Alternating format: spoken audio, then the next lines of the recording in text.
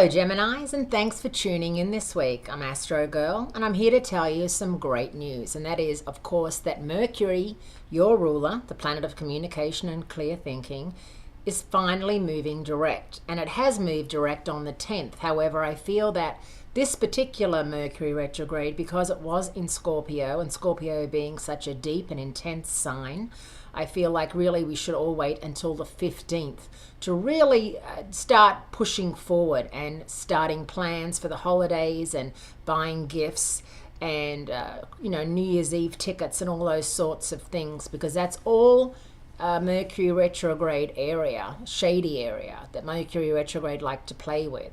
So really take your time with all that stuff and don't push anything this week, knowing that there's a full moon in Taurus on Sunday, which is your 12th house of past karma and subconscious, also your 12th house of self-renewal.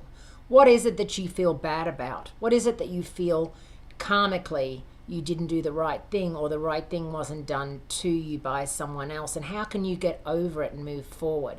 That's what this full moon is all about. So for the next 2 weeks, Geminis, I want you to think about what it is and who it is.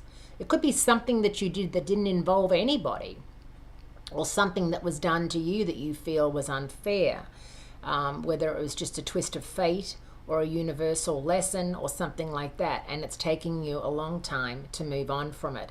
This full moon will help bring you closure, as will Mercury moving direct. So that's something you need to work on.